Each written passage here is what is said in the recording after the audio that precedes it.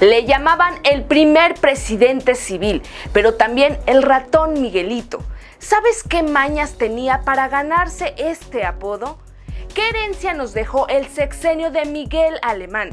¿Cómo era el control y la censura que ejercía sobre la prensa, la radio y la televisión?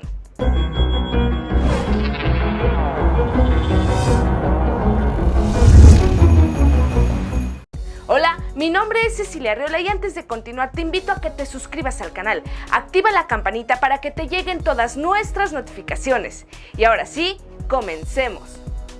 Los medios de comunicación y la política en muchos países, si no es que en todos, es una relación de amor y odio. De ahí que en muchos casos el Estado busque granjearse a los medios de comunicación de diferentes formas, pues la manera en que los políticos son percibidos está en clara correspondencia en gran medida de lo que los medios transmiten de ellos. La aprobación o la crítica se expone al público. Esto siempre se traduce en votos y en la permanencia en el poder. Aunque la Constitución mexicana de 1917, en el artículo 6 y 7, garantiza la libertad de expresión y prohíbe la censura siempre cuando se atenga al respeto a la privacidad, la moral y la paz pública. Pese a esto, hay una fuerte tradición en los altos mandos de la política mexicana para la censura de la prensa. Así, hemos visto muchos mandatos plagados de actos atroces para favorecerse de la opinión pública o coartar la libertad de prensa. Pero los comienzos por controlar la libertad de prensa tienen una antigüedad inaudita. Sin embargo, nos concentraremos en el sexenio de Miguel Alemán Valdés, el cual comienza en 1946. Fue el primer presidente civil. Es decir, él ya no era parte de la estirpe revolucionaria. Con él comienzan la era de los licenciados. Durante su campaña se le recuerda diciendo que quería para todos los mexicanos un Cadillac, un puro y un boleto para los toros. Esto como un acercamiento a lo que él veía como felicidad. En el sexenio alemanista nuevamente venía a colación la palabra modernización. A las vías ferroviarias se les unían las nuevas autopistas, unos 11,000 kilómetros de carreteras, además del teléfono, el radio y la televisión. Pero también a él le debemos dos aportaciones que han sobrevivido a lo largo de los años. Una, la creación de la DFS, que es la Dirección Federal de Seguridad, el cual se encargaba de espiar, vigilar y recabar información sobre sus opositores para combatirlos, y este organismo permaneció con total impunidad en acciones sospechosas de ilegales que atentaban con los derechos humanos, desde 1947 hasta 1985, bajo el mando de Fernando Gutiérrez Barrios y Miguel Nazar Haro, dos personajes conocidos por sus actos terribles en sus funciones como directores en este organismo. Dato histofílico: en los gobiernos previos a Miguel Alemán había un aire nacionalista y la idea en la sociedad mexicana que Estados Unidos era una amenaza constante y los culpables de todos nuestros problemas. Esta tradición, por decirlo de algún modo, fue rota por Miguel Alemán, que invitó al presidente Harry Truman a una visita oficial en la que ambos visitan el monumento a los niños héroes, y el presidente Truman dice: "Un siglo de rencores se borra con un minuto de silencio". Esto obviamente no fue bien visto por los mexicanos y se le acusa al presidente de entreguista y vendepatrias. Su otra gran contribución es nada más y nada menos que el sindicalismo charro, con el puesto que le designó a Jesús Díaz de León, al que le apodaban el Charro, en el sindicato ferrocarrilero, al que fragmentó hasta lograr sacar a todos aquellos líderes que buscaban mayores libertades, y así nace la penosa y vergonzosa figura de los líderes sindicales charros. Si deseas saber más del tema de los charros sindicales y sus actos corruptos, te invito a ver otro de nuestros videos. Te dejaré el link para que lo sigas. Con su mandato se habilitan estructuras de control de la prensa y posteriormente de la televisión, con los departamentos de prensa de las secretarías, a través del control estatal de la producción y distribución del papel. Así, también durante su mandato se da el desarrollo de la televisión, especialmente en los años 50. Sin embargo, esta Esta industria nace en 1930, pero es hasta 1960 que surge la primera ley federal de radio y televisión, ya durante el mandato de Adolfo López Mateos. Es decir, que la industria llevaba ya 3 décadas en desarrollo y desregulación. Esto permitió a los que entraron a este negocio conquistar y dominar una industria que definitivamente marcó la historia mundial del siglo XX. Esta ley lo que en realidad hizo fue estrechar vínculos entre la élite política en México y la conocida familia Azcárraga, y esta ha permanecido por mucho tiempo, y así la televisión se convirtió en una herramienta más de control político que se asumió como parte activa del sistema priista y a las órdenes del presidente en turno, que se vio beneficiado por los favores de un Estado que le pedía a cambio lealtad absoluta.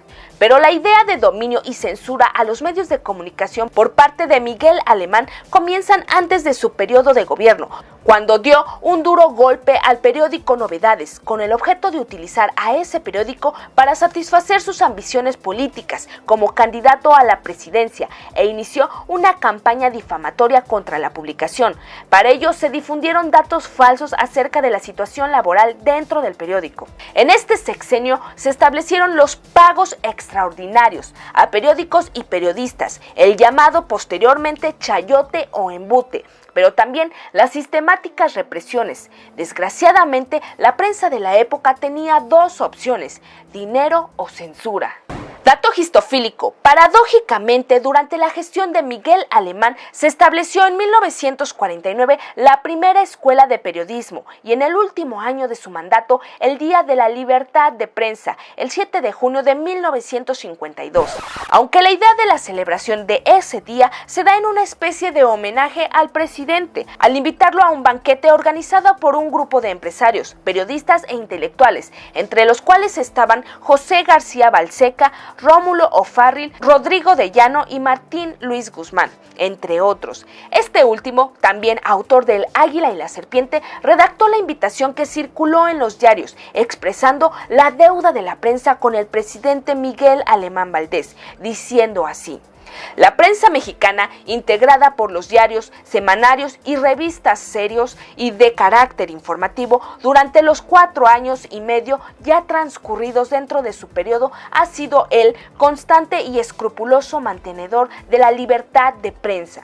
Es decir, mediante este banquete se agradecía al presidente por cumplir con su responsabilidad de garantizar los artículos 6 y 7 constitucionales. Además, informaba que para ello se había constituido una comisión provisional que se encargaría de organizar dicho homenaje. El discurso que dio Miguel Alemán en esta celebración buscaba legitimar las supuestas relaciones de cooperación entre la prensa y el gobierno, enalteciendo la libre prensa que en su gobierno había respetado, mencionando que el periodismo mexicano, sus diarios y revistas habían alcanzado ya el nivel de competencia propio de los países desarrollados y por tanto podía compararse con otros mercados. Asimismo, firma decretos para arrancar una campaña moralizadora que censuraba toda aquella publicación, imagen o expresión que mostrara vicio o comportamiento inmoral.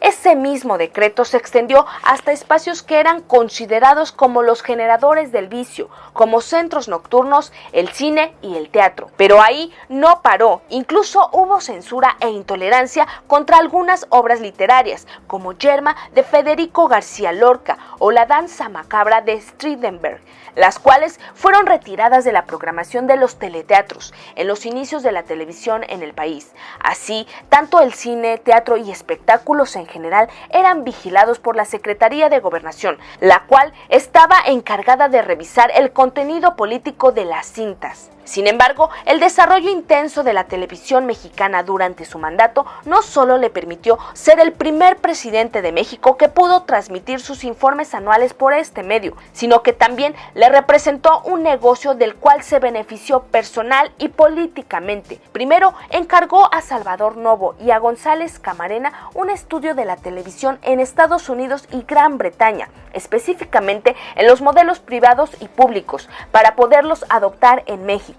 Cuando estos regresan, lógicamente optó por la televisión privada y otorgó la primera concesión a su amigo Rómulo O'Farrill en 1949. mismo a quien en 1947 había dado la concesión de Radio XEX, originalmente estatal, y con quien había adquirido el diario Novedades en 1946. De un modo similar, O'Farrill se convirtió en el prestanombres de Miguel Alemán en el negocio televisivo. Miguel Alemán Jr. no figuró como accionista sino hasta 1972 y en 1991 poseía el 18% de las acciones de Televisa. Incluso por favorecer a su amigo O'Farrill, la concesión entregada a Emilio Azcárraga fue intencionalmente retrasada por un tiempo. Su administración trajo una gran modernización, pero también eternas estructuras de corrupción a la usanza porfirista, donde repartía entre sus amigos y se enriquecía él mismo. Se le apodaba el ratón Miguelito a causa de los escandalosos actos de corrupción. En el siguiente sexenio, ya con Adolfo Ruiz Cortines, la prensa se volcó con ataques hacia el expresidente alemán, crítica que jamás ejercieron mientras él estaba en funciones. De hecho, esto mismo confirma que se mantuvo un ambiente de libertades que permitió la crítica a los excesos del gobierno alemanista, siempre y cuando se ejerciera de manera posfáctica. La prensa se sintió libre para servir como válvula de escape a los agravios morales del ciudadano común, algo que todavía persiste. ¿Te suena conocido? Desgraciadamente, estas acciones se heredaron. En el mandato de José López Portillo, él lanzó una invectiva contra la revista Proceso, diciendo: "No te pago para que me pegues", para justificar un boicot publicitario. Es decir, muchas veces la prensa, la radio y la televisión han sido el brazo largo de la política mexicana. ¿Qué opinión te deja esta censura, compra y dominio de los medios de comunicación? ¿Consideras que aún permanece en nuestro país? Si el tema te ha gustado, sigue buscando historias, porque la curiosidad no acabó con el gato, lo hizo más sabio. Vuelve a Histofilia y no te pierdas el siguiente video. Suscríbete al canal, comparte con tus amigos y sigamos viajando juntos por la historia.